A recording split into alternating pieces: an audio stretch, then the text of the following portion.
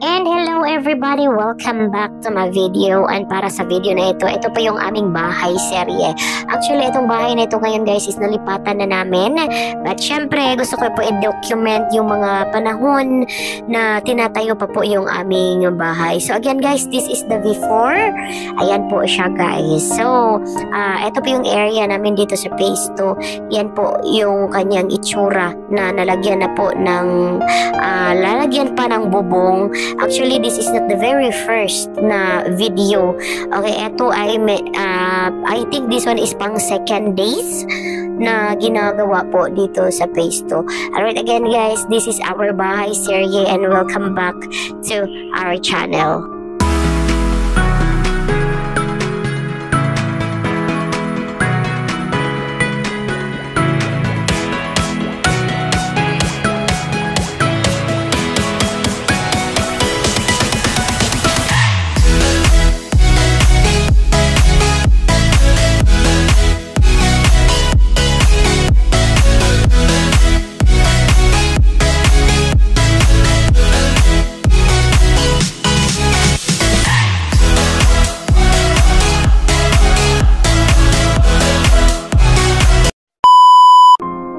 Last August 2023, sinimulan po namin ipatayo ang bahay namin dito sa phase 2, which is iba po talaga yung magkakaroon ka po ng sarili mong bahay, and kami po ni dalawa ni partner po talaga ang naghago and also nag-force sa among kaugalingon nga makabatukod jud mi og balay like ka na nga matawag jud nga amua.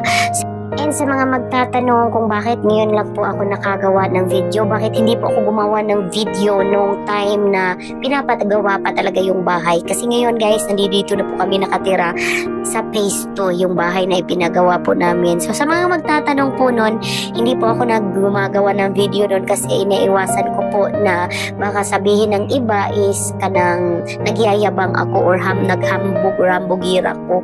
So mo nang nasa akong mind at nga time. So wala ko naghimo og videos kay tungod ana nga mindset, pero napagtanto na ako nga mali di ay siya.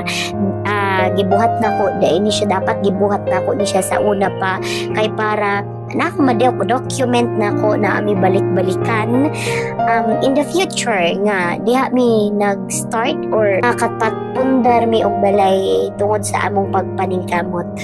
And also guys, mauna ni siya after sa kadtong gipataod na mo nga atop or bubong siya, pinasimulan na din namin yung loob niya.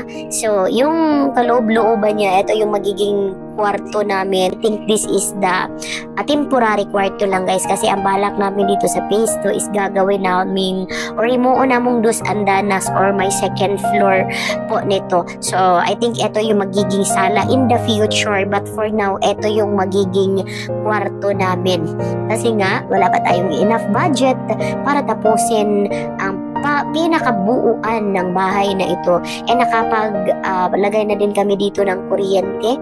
Talagang kapag ano ka ng bahay guys, dapat ang unahin mo is kuryente, tubig, and before anything, kasi yun yung pinaka main na kailangan natin sa loob ng isang bahay. Kasi lalo na sa panahon ngayon, ang init-init. So ayan guys, so hindi ko po ikakahiya na nung ginawa po namin ito or namalhin mi diri guys, bisayaon taniha, namalhin mi diri sa phase 2 like wala pa gyud siya nahuman ana nga time, init kay na siya diri ang time guys. Ako ang nagbutang og mga skim coat, butangan na mo anang skim coat kay tungod na ami baby ani nga time. So naaman diri ang akong family sa akong manghod. So pero karon wala na sila diri, kinanguli nagsurigaw. So naani sila ani nga time. So pag dili siya butangan og skim coat, perti ka abog. So luoy kaayo ang mga bata.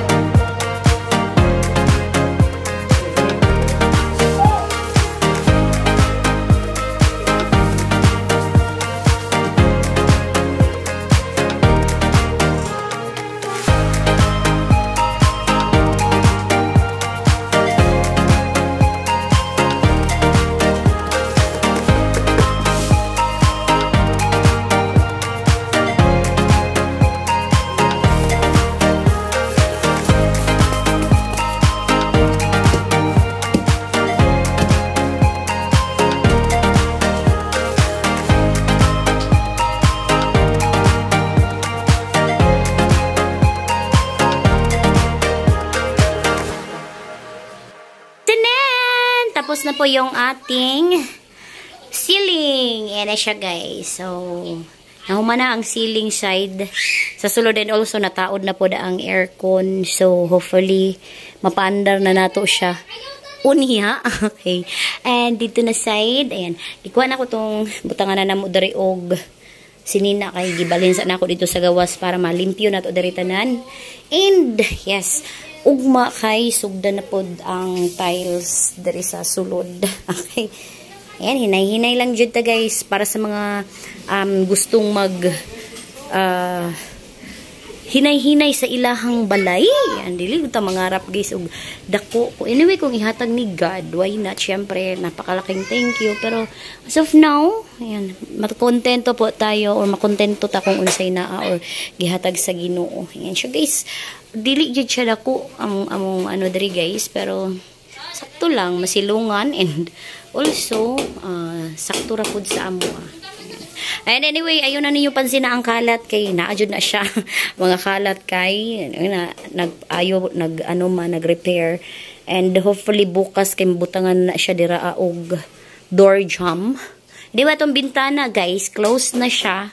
And medyo dili na kaayo lain tan-awon sa gawas kay dati manggod. Medyo pagid siya kay wala gyud bintana, as in butang na mo dira kay plywood lang, labi na paggabi. So pagkakaron inaana tay sliding window, and diri nga side, guys, ayan, shout out sa kalat. And diha na side kay ayan, ano lang na siya dira, jealousy, pero still ayan, mong jealousy diha, guys, kay diha man naaman diha ang aircon good. And so mangita na po kog kortina nga para diha.